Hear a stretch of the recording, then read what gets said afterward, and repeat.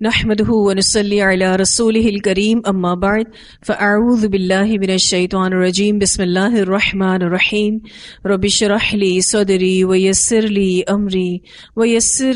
امري واحلل عقدة من لساني يفقهوا قولي رب زدني علما اللهم فقهنا في الدين اللهم انا نسألك حبك وحب من يحبك والعمل الذي يبلغنا حبك اللهم ارزقنا اخلاص الہی آمین۔ لیسن نمبر 14 سورۃ البقرہ آیت نمبر 83 سے لے کر 91 تک۔ اس لیسن کو ہم نے آیت نمبر 86 تک مکمل کر لیا ہے، آگے سے شروع کریں گے انشاءاللہ۔ یہاں سے جو آیات چلیں گی اس میں اللہ سبحانہ تعالیٰ بنی اسرائیل کے بارے میں بیان کریں گے کہ انہوں نے سرکشی، دشمنی، تکبر اور انبیاء کی مخالفت کی روش کو اختیار کیا اور اپنی خواہشات کی پیروی میں لگے رہتے تھے۔ تو یہاں اس آیت سے بنی اسرائیل کے دوسرے جرائم کا ذکر کیا جائے گا۔ اللہ سبحانہ تعالیٰ فرماتے ہیں وَلَقَدْ، اور البتہ تحقیق۔ لقد میں دو تاکید ہیں، ایک لام زبر لا یعنی لام تاکید، اور دوسرا قد کا جو لفظ ہے اس میں بھی تاکید چھپی ہے۔ اور البتہ تحقیق یعنی یہ تحقیق شدہ بات ہے، اس میں کوئی شک نہیں۔ آتینا، دی ہم نے، موسیٰ الکتابہ، موسیٰ علیہ السلام کو کتاب سے مراد یہاں پر تورات ہے۔ موسیٰ علیہ السلام کو تورات کے ساتھ اللہ سبحانہ تعالیٰ نے بھیجا اور یہ تورات ہدایت کے لیے آئی۔ تورات بہت ہی اسپیشل تھی، اس بارے میں حدیث آتی ہے، آپ صلی اللہ علیہ وسلم نے جنت میں آدم و موسیٰ علیہ السلام کے درمیان ہونے والے کلام کے بارے میں بتایا کہ آدم علیہ السلام نے موسیٰ علیہ السلام سے فرمایا اللہ نے تمہارے لیے تورات اپنے ہاتھ سے لکھی۔ اسے ابو داؤد نے روایت کیا ہے۔ اب آپ دیکھیں تورات کتنی زیادہ اسپیشل تھی کہ اللہ سبحانہ تعالیٰ نے اسے اپنے ہاتھ سے لکھا۔ وَلَقَدْ آتَيْنَا مُوسَى الْكِتَابَ، اور البتہ تحقیق دی ہم نے موسیٰ علیہ السلام کو کتاب۔ اللہ نے بنی اسرائیل کو ہدایت کے لیے یہ تورات عطا کی جسے انہوں نے بدل دیا، اس کے احکام کی مخالفت اور تعویل کی۔ پھر اللہ سبحانہ تعالیٰ فرماتے ہیں وَقَفَّيْنَا، اور پے در پے بھیجے ہم نے، یعنی ایک کے بعد ایک بھیجے ہم نے، من بعدہ، اس کے بعد یعنی موسیٰ علیہ السلام کے بعد، بالرسل، کئی رسول۔ اللہ تعالیٰ نے موسیٰ علیہ السلام کے بعد بہت سے رسولوں اور نبیوں کو بھیجا جو ان کی شریعت کے مطابق حکم دیتے تھے۔ اس بارے میں ایک روایت آتی ہے، رسول اللہ صلی اللہ علیہ وسلم نے فرمایا بنی اسرائیل میں سیاست کے فرائض انبیاء سر انجام دیا کرتے تھے، جب ایک نبی کا انتقال ہو جاتا تو دوسرا نبی اس کا جانشین ہوتا۔ اسے بخاری نے روایت کیا ہے، یعنی ایک کے بعد ایک نبیوں کو یا رسولوں کو اللہ سبحانہ تعالیٰ نے بھیجا۔ من بعدہ بالرسل، یعنی موسیٰ علیہ السلام کے بعد آنے والے کئی رسول اور نبیوں سے مراد ہارون علیہ السلام، ذی الکفل علیہ السلام، الیاس علیہ السلام، الیسع علیہ السلام، داؤد علیہ السلام، سلیمان علیہ السلام، عزیر علیہ السلام، یونس علیہ السلام، زکریا اور یحییٰ علیہ السلام ہے۔ تو اللہ نے موسیٰ علیہ السلام کے بعد بہت سے رسولوں اور نبیوں کو بھیجا جو ان کی شریعت یعنی تورات کے مطابق حکم دیتے تھے۔ پھر اللہ سبحانہ تعالیٰ فرماتے ہیں وَآتَيْنَا، اور دی ہم نے، عیسیٰ ابن مریم، عیسیٰ ابن مریم کو، البینات، روشن نشانیاں یعنی معجزات۔ اللہ سبحانہ تعالیٰ نے عیسیٰ علیہ السلام کو بڑے خاص الخاص معجزات سے نوازا تھا، جس میں وہ مردوں کو زندہ کر دیا کرتے تھے بِإِذْنِ اللہ، یعنی اللہ کے اذن سے۔ اسی طرح کوڑھی اور برس والے کو اچھا کر دیتے تھے۔ پھر یہ مٹی کا پرندہ بنا کر اس میں پھونک مارتے تو وہ اڑنے لگتا، اور ان کی پوشیدہ چیزوں کی خبریں حضرت عیسیٰ علیہ السلام ان کو دے دیا کرتے تھے جن کو وہ گھروں میں ذخیرہ کرتے تھے۔ تو اللہ سبحانہ تعالیٰ نے عیسیٰ علیہ السلام کو بہت سے معجزات عطا کیے۔ وَأَيَّدْنَاهُ اور قوت دی ہم نے اس کو، تائید کی ہم نے اس کی، یعنی عیسیٰ علیہ السلام کی، بروح القدس ساتھ روح پاک کے۔ بروح القدس سے مراد جبرائیل امین ہے۔ اس بات کی دلیل بخاری میں ہے، رسول اللہ صلی اللہ علیہ وسلم سیدنا حسان بن ثابت رضی اللہ تعالی عنہ کے لیے دعا فرماتے تھے جب وہ رسول اللہ صلی اللہ علیہ وسلم کی مدافعت کیا کرتے تھے۔ یہ حسان بن ثابت جو تھے یہ شاعر رسول صلی اللہ علیہ وسلم تھے۔ وہ اپنے اشعار سے کفار کو جواب دیا کرتے تھے۔ یہ کفار جب نبی اکرم صلی اللہ علیہ وسلم کی حجب کیا کرتے تھے، آپ صلی اللہ علیہ وسلم کی انسلٹ کیا کرتے تھے، تو یہ حسان بن ثابت ان کو اشعار میں جواب دیا کرتے تھے۔ نبی اکرم صلی اللہ علیہ وسلم ان کے لیے دعا فرماتے تھے، اور وہ دعا یہ تھی، اے اللہ حسان کی روح القدس کے ساتھ مدد فرما۔ روح القدس یعنی جبرائیل امین کے ساتھ مدد فرما جب تک وہ رسول اللہ صلی اللہ علیہ وسلم کی مدافعت کرتا رہے۔ یہ روایت بخاری میں بھی آتی ہے اور ابو داؤد میں بھی آتی ہے۔ تو روح القدس سے مراد جبرائیل امین ہے۔ تو اللہ سبحانہ تعالیٰ نے حضرت عیسیٰ کو قوت دی جبرائیل امین کے ساتھ، یعنی جبرائیل امین کے ساتھ حضرت عیسیٰ علیہ السلام کی مدد کی گئی۔ جو مدد اللہ سبحانہ تعالیٰ نے حضرت عیسیٰ کی تھی، اس میں اول جب کہ نفخہ رحم مادر میں حمل قرار پایا، یعنی حضرت مریم کے پاس جبرائیل امین آئے تھے اور ان کے گریبان میں پھونک ماری تھی، جس کے نتیجے میں وہ حمل سے ہو گئی تھیں۔ تو اس وقت بھی اللہ سبحانہ تعالیٰ نے ان کی مدد کی تھی۔ پھر حضرت عیسیٰ علیہ السلام کی ولادت کے وقت وہ شیطانی اثرات سے محفوظ رہے، چونکہ یہ بہت اسپیشل کریشن تھے، اللہ تعالیٰ نے ان کو بن باپ کے پیدا کیا تھا۔ تو جب یہ پیدا ہوئے اور حضرت مریم ان کو اپنی قوم کے پاس لے کر آئیں، تو قوم نے حضرت مریم پر زنا کا الزام لگایا، نعوذ باللہ۔ تو اللہ سبحانہ تعالیٰ کے حکم سے حضرت عیسیٰ اپنی ماں کی گود میں بولے تھے اور اپنی ماں کی برات کا اظہار کیا تھا۔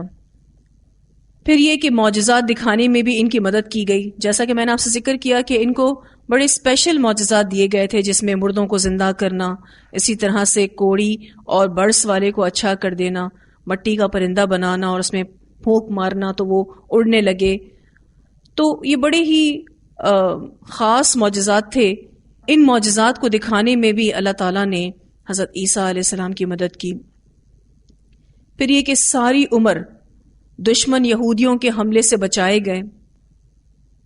جب انہیں شہید کرنے کی کوشش کی گئی تو اللہ کے حکم سے زندہ سلامت ان کو آسمانوں پر پہنچا دیا گیا۔ اللہ کی بڑی خاص مدد حضرت عیسیٰ علیہ السلام کے ساتھ رہی، جس کا ذکر اللہ سبحانہ تعالیٰ یہاں فرما رہے ہیں، وَأَيَّدْنَاهُ بِرُوحِ الْقُدُسِ، قوت دی ہم نے اس کو ساتھ روح پاک کے۔ مدد کے لیے تو جبرائیل امین بھیجے جاتے تھے، لیکن اصل مدد اللہ ہی کی ہے۔ افکلما، کیا بھلا جب کبھی۔ افکلما کا جو لفظ ہے، اس کے شروع میں آپ کو حمزہ نظر آ رہا ہے، یہ حمزہ استفہام کا ہے، لیکن اس سے مراد ان کو دھمکانا ہے، ان کو ڈانٹنا ہے۔ افکلما، کیا بھلا جب کبھی، جاءکم، لایا تمہارے پاس، رسول، کوئی رسول، بما، ساتھ اس کے جو، لا تہوی انفسکم، نہیں چاہتے تھے اسے تمہارے دل۔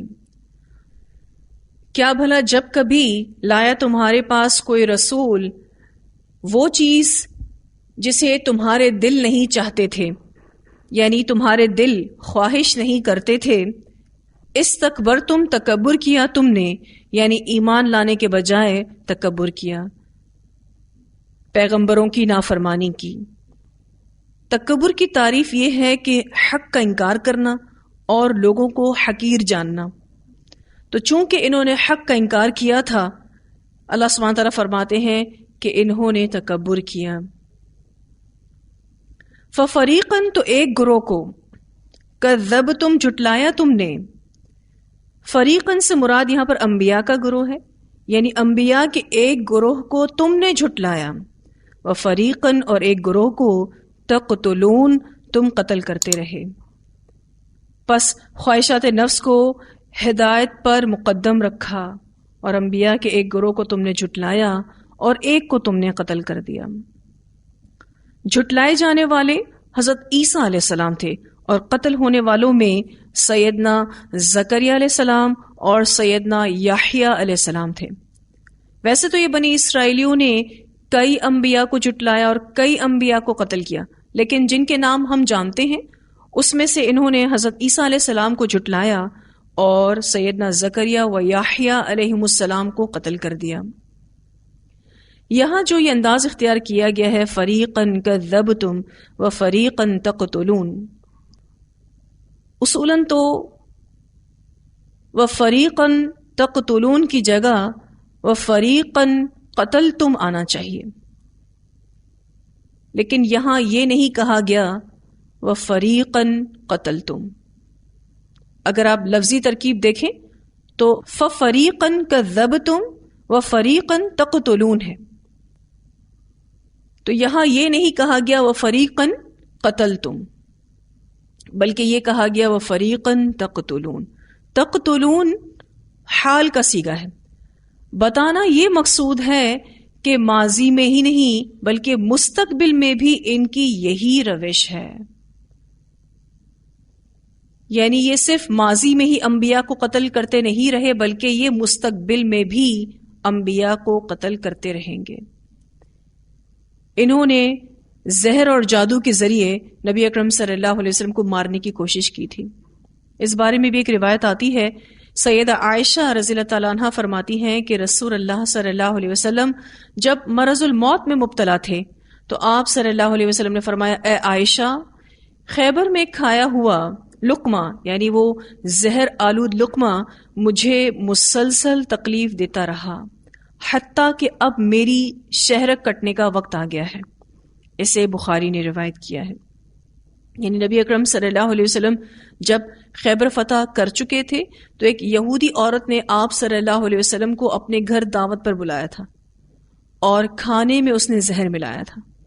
نبی اکرم صلی اللہ علیہ وسلم نے ایک لقمہ ہی منہ میں ڈالا تھا کہ جبرائیل امین نے آ کر آپ صلی اللہ علیہ وسلم کو بتایا کہ آپ یہ کھانا مت کھائیے، اس میں زہر ہے۔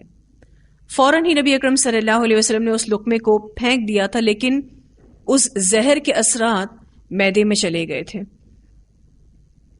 جس کی وجہ سے رسول اللہ صلی اللہ علیہ وسلم مسلسل تکلیف برداشت کرتے رہے، اور جب مرض الموت آپ صلی اللہ علیہ وسلم پر طاری ہوا تو اس وقت اس کی شدت میں اضافہ ہو گیا تھا۔ اس طرح سے اللہ سبحانہ تعالیٰ نے نبی اکرم صلی اللہ علیہ وسلم کو شہادت کا مرتبہ بھی عطا کیا، الحمدللہ۔ تو اللہ سبحانہ تعالیٰ فرماتے ہیں فَفَرِيقًا كَذَّبْتُمْ وَفَرِيقًا تَقْتُلُونَ، وقالوا، اور انہوں نے کہا، قلوبنا، ہمارے دلوں پر، غلفن، غلاف ہیں، یا پھر محفوظ ہیں۔ غلفن کا لفظ غین لام فا سے ہے، معنی ڈھکا ہوا ہونا، غلاف میں ہونا۔ جب رسول اللہ صلی اللہ علیہ وسلم نے یہود مدینہ کو اسلام کی دعوت دی تو انہوں نے آپ صلی اللہ علیہ وسلم کو نا امید کرنے کے لیے، تاکہ آپ صلی اللہ علیہ وسلم دوبارہ ان کو دعوت نہ دیں، یہ بات کہی، وَقَالُوا قُلُوبُنَا غُلْف۔ اس حصے کے دو معنی کیے جاتے ہیں، ایک یہ کہ ہمارے دل محفوظ ہیں، یعنی ہمارے پاس بھی علم ہے، ہمیں تمہارے علم کی ضرورت نہیں ہے، اور دوسرا معنی یہ کیا جاتا ہے کہ ہمارے دل پردے میں ہیں، یعنی تمہاری کوئی بات ہماری سمجھ میں نہیں آتی، تمہاری باتوں کا ہم پر کوئی اثر نہیں ہوتا۔ اور یہ دونوں باتیں یہود بڑے فخر سے کہتے تھے، وَقَالُوا قُلُوبُنَا غُلْف، بل نہیں بلکہ، لعنہم اللہ، لعنت کی ان پر اللہ نے، بکفرہم، بوجہ ان کے کفر کے۔ یہاں جو بل کا لفظ ہے اگر آپ اسے سرکل کر لیں، بل حرف اضراب کہلاتا ہے۔ اضراب الف ضاد را الف با، اس کا لفظی معنی ہوتا ہے مڑ کر پرے چلے جانا، کسی چیز کو چھوڑ دینا، الگ ہو جانا۔ اب اس بل کو یہاں اگر ہم تفصیلاً سمجھ لیں گے تو انشاءاللہ آپ کو قرآن کی فصاحت اور بلاغت کا احساس ہوگا. بل کا ترجمہ آپ بل کے کرتے ہیں. بل عموماً وہاں استعمال ہوتا ہے جہاں پہلے بیان کردہ بات کا انکار یا ابطال ثابت کرنا مطلوب ہوتا ہے. ابطال کہتے ہیں باطل کو. تو بل وہاں استعمال ہوتا ہے کہ پہلے جو بات ہوئی ہے اس کی ریجیکشن ہو، اس کو رد کیا جائے، اور بل کے بعد بیان کردہ بات اس بات اور تصحیح کے لیے ہوتی ہے. یعنی بل کے بعد جو بات آتی ہے وہ درست بات ہوتی ہے، صحیح بات ہوتی ہے. بل کا ترجمہ ہم بل کے کرتے ہیں، لیکن جو قاعدہ بھی میں نے آپ کو بتایا ہے، اس قاعدے کی وجہ سے اس کا ترجمہ حرف نہیں لیسا اور ساتھ میں لاکن کے ساتھ کیا جائے. لیسا جو ہے یہ حرف نہیں ہے. آپ اس سے پہلے بھی کچھ حرف نہیں پڑھ چکے ہیں، جس میں آپ لا پڑھ چکے ہیں، لن پڑھ چکے ہیں، اور ما بھی جہاں جہاں نافیہ ہوتا ہے آپ وہ بھی پڑھ چکے ہیں. آگے انشاءاللہ تعالی لیسا کا لفظ آئے گا، لام یا سین، جس کا معنی نہیں ہوتا ہے، یہ بھی حرف نہیں ہے، اور لاکن کا ترجمہ لیکن. تو اس قاعدے کی وجہ سے بل کا ترجمہ حرف نہیں لیسا اور لاکن درست ہوگا. یعنی اس کا درست ترجمہ یہ ہوگا نہیں بلکہ. اسی لیے آپ دیکھیں یہاں پر ہم نے بریکٹ میں نہیں دیا ہے اور پھر الگ سے بلکہ دیا ہے. تو اس کا درست ترجمہ کیا ہوگا؟ نہیں بلکہ، یوں نہیں بلکہ، یا پھر بات یہ نہیں بلکہ. تو اتنی وضاحت اس لیے دی ہے تاکہ آپ کو ترجمے کے اعتبار سے شرح صدر ہو کہ جو بات بھی ترجمے میں لکھی گئی ہے وہ باقاعدہ قاعدے کے اعتبار سے لکھی گئی ہے. تو اللہ سبحانہ تعالیٰ فرماتے ہیں بل نہیں بلکہ. اب اس سے پہلے کیا بات ہو رہی تھی؟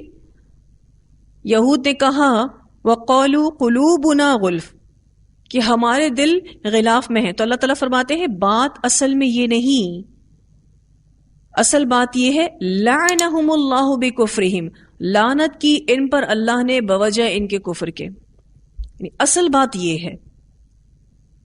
لعنت کا جو یہاں لفظ آیا ہے، اگر لعنت اللہ کی طرف سے ہو تو اللہ کی رحمت سے دوری ہے، اور اگر لعنت مخلوق کی طرف سے ہو، کسی انسان کی طرف سے، فرشتوں کی طرف سے، تو وہ بد دعا ہوتی ہے. یہاں اللہ سبحانہ تعالیٰ فرماتے ہیں بل لعنہم اللہ، نہیں بلکہ لعنت کی ان پر اللہ نے، یہ اللہ کی رحمت سے دور کر دیے گئے. اور وجہ کیا ہے؟ بکفرہم، وجہ ان کا کفر ہے. وجہ دل کا غلاف میں ہونا نہیں بلکہ وجہ ان کا کفر ہے. فقلیلا ما، تو بہت کم لوگ ہی. فقلیلا ما کو اگر آپ بریکٹ میں لے لیں، فا کا معنی تو پس، قلیلاً، قلیل کا لفظ آپ اردو میں بھی پڑھتے ہیں، کم چیز کو کہتے ہیں، اور ما یہاں پر زائد ہے یعنی ایکسٹرا ہے.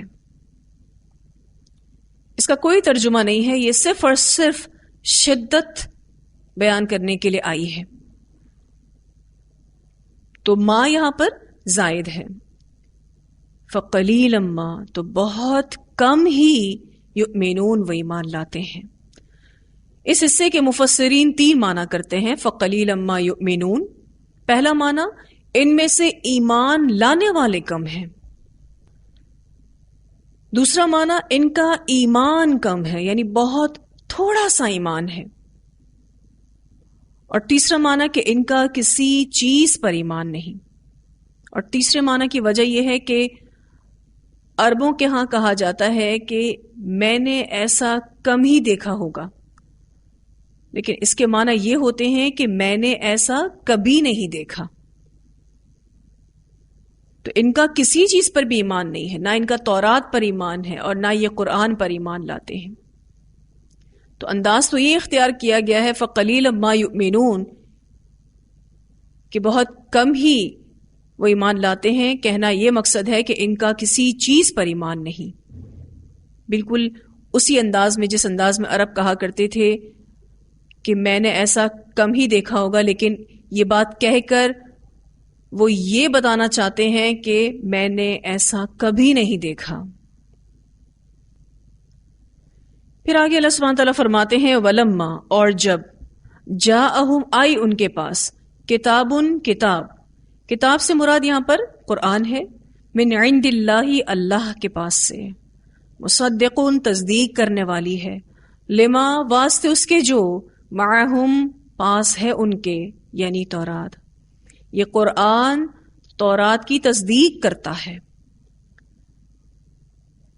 وَكَانُوا، حالانکہ تھے وہ یعنی یہود، من قبل، اس سے پہلے یعنی قرآن سے پہلے، رسول اللہ صلی اللہ علیہ وسلم کے آنے سے پہلے، یستفتحون، فتح کی دعائیں مانگتے، علی الذین، خلاف ان لوگوں کے جنہوں نے کفروا، کفر کیا۔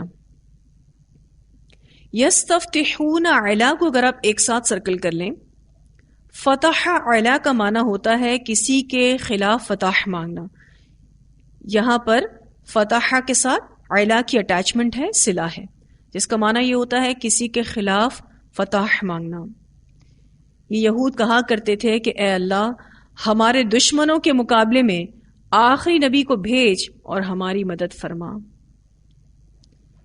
رسول اللہ صلی اللہ علیہ وسلم کی بعثت سے پہلے یہی یہود مدینہ جب عرب قبائل سے جنگ کرتے تو اللہ تعالیٰ سے دعا کرتے تھے کہ اے اللہ، آخری نبی کو مبعوث کر دے تاکہ ہم اس کے ساتھ مل کر ان کافروں پر فتح حاصل کریں۔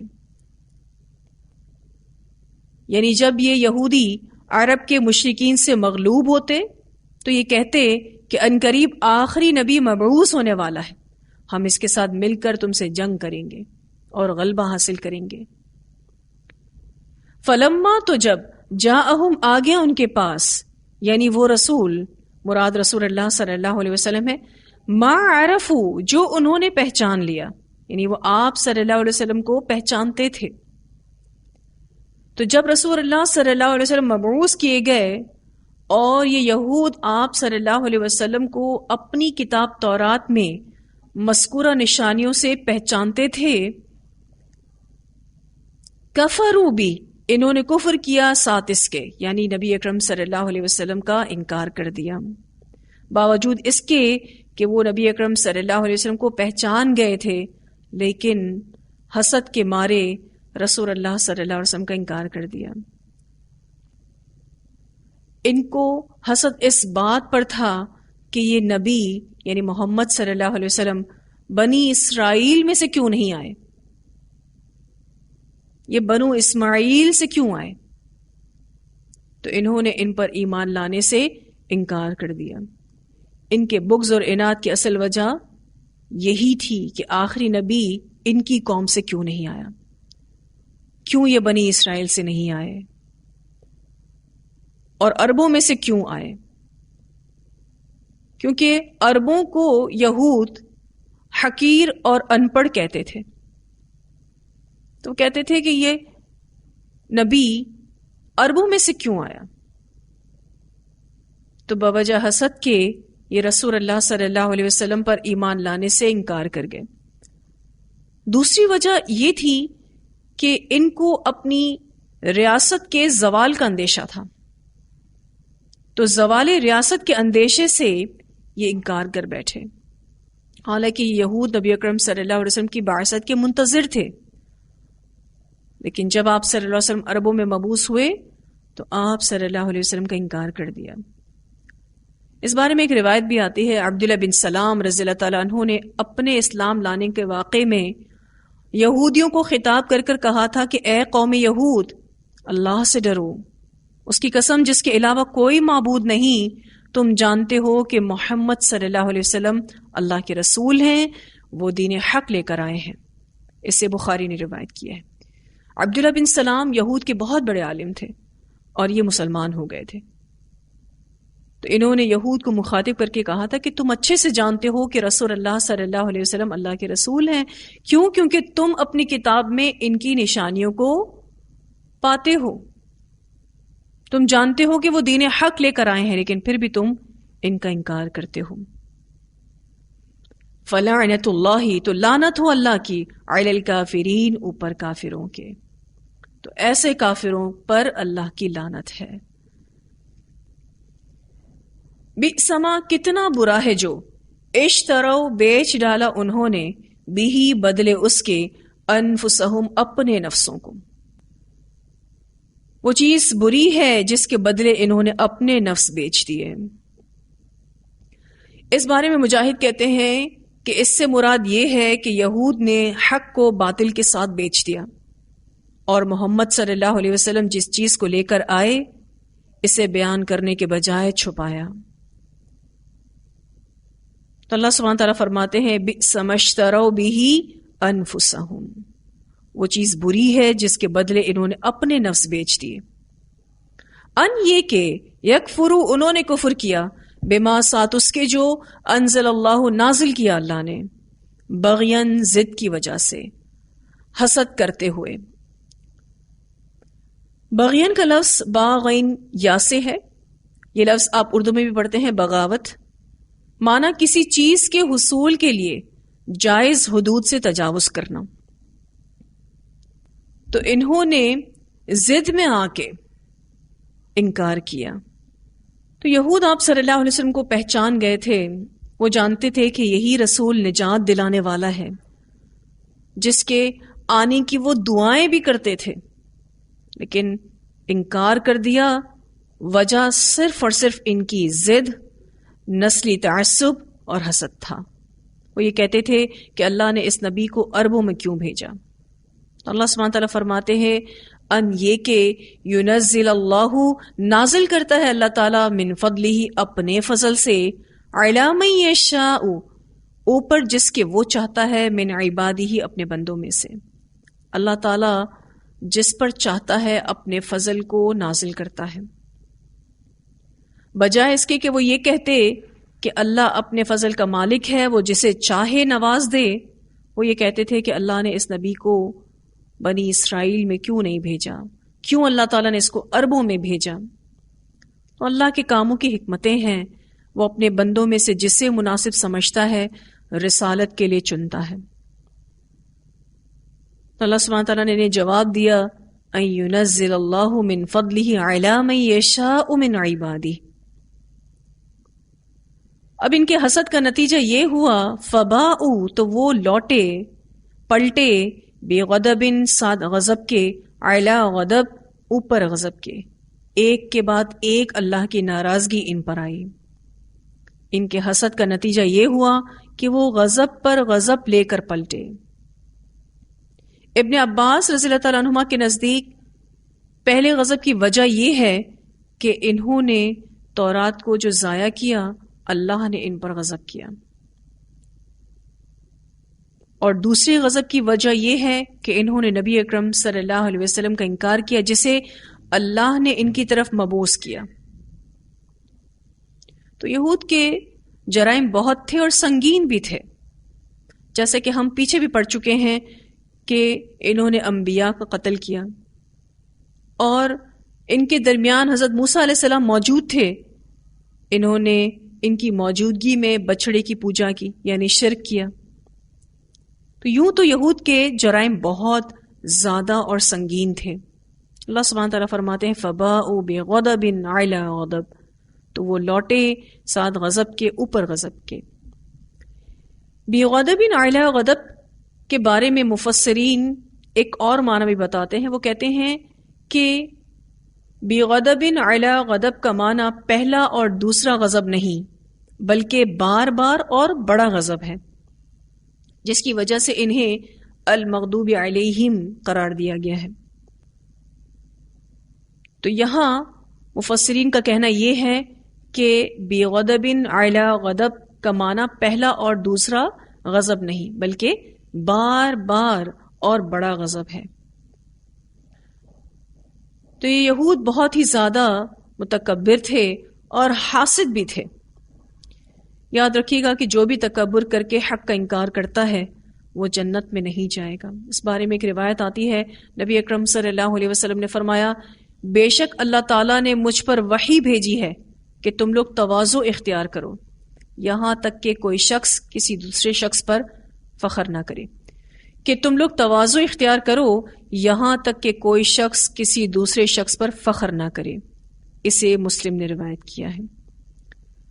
تو جو بھی ایمان لائے اس سے تواضع مطلوب ہے، عاجزی مطلوب ہے، تکبر تو ہمارے لیے کسی صورت جائز نہیں۔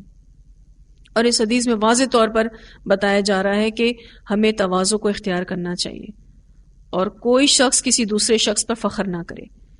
فخر عموماً نعمتوں کی بنیاد پر کیا جاتا ہے، تو نعمتیں دینے والے تو اللہ تعالیٰ ہیں، ان نعمتوں کے ملنے پر انسان کو عاجزی اختیار کرنی چاہیے، شکر گزاری کرنی چاہیے۔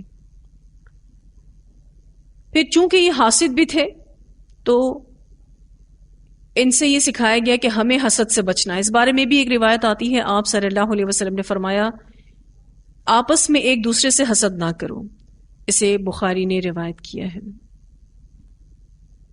تو یہ یہود حاسد تھے اور متکبر تھے، اور یہ اتنے بڑے گناہ ہیں کہ جس کی وجہ سے یہ اللہ کے غضب کے مستحق ٹھہرے۔ آگے اللہ سبحانہ تعالیٰ فرماتے ہیں وَلِلْكَافِرِينَ، اور کافروں کے لیے عذاب مہین، عذاب ہے رسوا کن۔ مہین کا لفظ ہاوا و نون سے ہے، معنی توہین آمیز۔ اس بارے میں بھی ایک روایت آتی ہے، نبی اکرم صلی اللہ علیہ وسلم نے فرمایا تکبر کرنے والوں کو آدمیوں کی شکل میں چونٹیوں کی مثل اٹھایا جائے گا اور ان پر ہر طرح کی ذلت اور رسوائی چھائی ہوئی ہوگی، حتیٰ کہ انہیں جہنم کے ایک قید خانے میں داخل کیا جائے گا جس کا نام بولس ہوگا۔ آگوں کی آگ ان پر مسلط ہوگی اور انہیں جہنمیوں کا لہو اور پیپ پینے کو دیا جائے گا۔ اسے مسند احمد نے روایت کیا ہے۔ اب اس حدیث میں جو رسوا کن عذاب ہے اس کی وضاحت ہے کہ جو بھی تکبر کرنے والا ہے اللہ اس کو چونٹیوں کی مثل اٹھائے گا، یعنی اس کو حقیر بنا کر اٹھائے گا۔ جو ساری زندگی اپنے آپ کو بڑا سمجھتا رہا اللہ اس کو حقیر بنا کر اٹھائے گا، ہر طرح کی ذلت اور رسوائی اس پر چھائی ہوئی ہوگی، اور وہ جہنم کے ایک قید خانے میں جس کا نام بولس ہوگا۔ اور یہ بولس نامی قید خانہ بہت ہی زیادہ خوفناک ہے کہ آگے فرمایا کہ آگوں کی آگ ان پر مسلط کی جائے گی اور انہیں جہنمیوں کا لہو اور پینے کو دیا جائے گا۔ پھر آگے اللہ سبحانہ تعالیٰ فرماتے ہیں وَإِذَا قِيلَ لَهُمْ، اور جب کہا جاتا ہے ان کو یعنی یہود کو اور ان جیسے دیگر اہل کتاب کو، آمنو ایمان لاؤ، بما ساتھ اس کے جو انزل اللہ نازل کیا اللہ نے، یعنی قرآن پر۔ جب ان یہود اور ان جیسے دیگر اہل کتاب سے کہا جاتا ہے کہ قرآن پر ایمان لاؤ، قولو وہ کہتے ہیں نؤمنو ہم ایمان لائیں گے، بما ساتھ اس کے جو انزلہ نازل کیا گیا علینا ہم پر، یعنی تورات پر۔ ہم صرف اور صرف اس تورات پر ایمان لائیں گے اور ہم اسی کے مکلف ہیں، اس کے سوا ہم کوئی چیز نہیں مانتے۔ وَيَكْفُرُونَ، حالانکہ وہ کفر کرتے ہیں، بما ساتھ اس کے جو وراءہ اس کے علاوہ ہے۔ وراءہ سے مراد یہاں پر قرآن ہے، یعنی وہ قرآن کا کفر کرتے ہیں۔ وہ کہتے تھے کہ ہم صرف اور صرف تورات پر ایمان لائیں گے، اس کے بعد نازل ہونے والی کتاب کو ہم نہیں مانتے۔ وَهُوَ، حالانکہ وہ یعنی قرآن، اور وَهُوَ سے دوسری مراد رسول اللہ صلی اللہ علیہ وسلم بھی ہیں۔ حالانکہ وہ یعنی قرآن، حالانکہ وہ یعنی رسول اللہ صلی اللہ علیہ وسلم الحق حق ہے، مصدقاً تصدیق کرنے والا ہے، لما واسطے اس کے جو معہم ان کے پاس ہے۔ معہم سے مراد تورات ہے، یعنی یہ قرآن حق ہے اور یہ قرآن تورات کی تصدیق کرتا ہے، اس کے باوجود بھی یہ قرآن کو نہیں مانتے۔ یہ رسول حق ہے اور یہ رسول بھی تورات کی تصدیق کرتا ہے، کیونکہ رسول صلی اللہ علیہ وسلم جو بھی احکامات دے رہے تھے، تعلیمات دے رہے تھے، اس میں تورات کی تصدیق موجود تھی۔ پھر آپ دیکھیے کہ ان کی کتاب کی تصدیق قرآن کرتا ہے، لہٰذا ان پر حجت قائم ہو گئی۔ اگر قرآن ان کی کتاب کے خلاف بات کرتا تو یہ کہہ سکتے تھے کہ چونکہ قرآن ہماری کتاب کے خلاف ہے اس لیے ہم اس کو نہیں مانتے، لیکن قرآن تو ان کی کتاب تورات کی تصدیق کرتا ہے، لہٰذا ان پر حجت قائم ہو گئی۔ تو اللہ سبحانہ تعالیٰ نے ان کو جواب دیا کہ تمہارا قرآن کو نہ ماننا بے معنی بات ہے، کیونکہ وہ تورات کی تصدیق کرنے والا ہے۔ وَهُوَ الْحَقُّ مُصَدِّقًا لِمَا مَعَهُمْ۔ قل کہہ دیجئے، فلما پھر کیوں، تقتلون تم قتل کرتے رہے ہو، انبیاء اللہ نبیوں کو اللہ کے، من قبل اس سے پہلے، ان کنتم اگر ہو تم مؤمنین ایمان لانے والے۔ اگر تم تورات پر ایمان رکھتے ہو تو تورات میں کہاں لکھا ہے کہ اگر کوئی نبی آئے جو تورات کی تصدیق کرتا ہو اور تورات کے مطابق تمہاری رہنمائی کرتا ہو تو تم اس کو قتل کر دو؟ اس کا مطلب تو یہ ہے کہ تم تورات پر بھی ایمان نہیں رکھتے، لہٰذا تم کافر اور بے ایمان ہو۔ تو اللہ سبحانہ تعالیٰ نے یہاں یہود سے کہا کہ تم کہاں سے ایمان والے ہو؟ اگر تم واقعی ایمان والے ہو تو پھر انبیاء کو کیوں قتل کرتے ہو؟ وہ انبیاء جو تمہارے پاس آئے اور آ کر تورات کی تصدیق کی اور تورات ہی کے مطابق تمہیں احکامات دیے، لیکن تم نے ان کو مار ڈالا، تم نے ان کو قتل کر ڈالا۔ اس کا مطلب تو پھر یہی ہے کہ تم تورات پر بھی ایمان نہیں رکھتے۔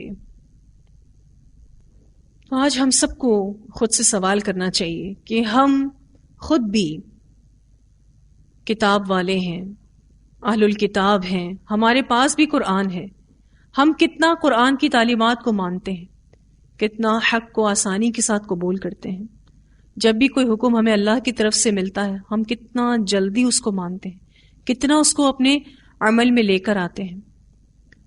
حق کو قبول کرنے میں بہت ساری رکاوٹیں ہیں، ان رکاوٹوں کے بارے میں تھوڑا سا غور و فکر کر آئیے گا، ہم اس کو انشاءاللہ کلاس میں ڈسکس کریں گے۔ یہاں ہمارا یہ لیسن مکمل ہوا ہے، ان آیات کی تلاوت سن لیتے ہیں۔ وَلَقَدْ آتَيْنَا مُوسَى الْكِتَابَ وَقَفَّيْنَا مِن بَعْدِهِ بِالرُّسُلِ وَآتَيْنَا عِيسَى ابْنَ مَرْيَمَ الْبَيِّنَاتِ وَأَيَّدْنَاهُ بِرُوحِ الْقُدُسِ أَفَكُلَّمَا جَاءَكُمْ رَسُولٌ بِمَا لَا تَهْوَى أَنفُسُكُمُ اسْتَكْبَرْتُمْ فَفَرِيقًا كَذَّبْتُمْ وَفَرِيقًا تَقْتُلُونَ وَقَالُوا قُلُوبُنَا غُلْفٌ بَل لَّعَنَهُمُ اللَّهُ بِكُفْرِهِمْ فَقَلِيلًا مَّا يُؤْمِنُونَ وَلَمَّا جَاءَهُمْ كِتَابٌ مِّنْ عِندِ اللَّهِ مُصَدِّقٌ لِّمَا مَعَهُمْ وَكَانُوا مِن قَبْلُ يَسْتَفْتِحُونَ عَلَى الَّذِينَ كَفَرُوا فَلَمَّا جَاءَهُم مَّا عَرَفُوا كَفَرُوا بِهِ فَلَعْنَةُ اللَّهِ عَلَى الْكَافِرِينَ بِئْسَ مَا اشْتَرَوْا بِهِ أَنفُسَهُمْ أَن يَكْفُرُوا بِمَا أَنزَلَ اللَّهُ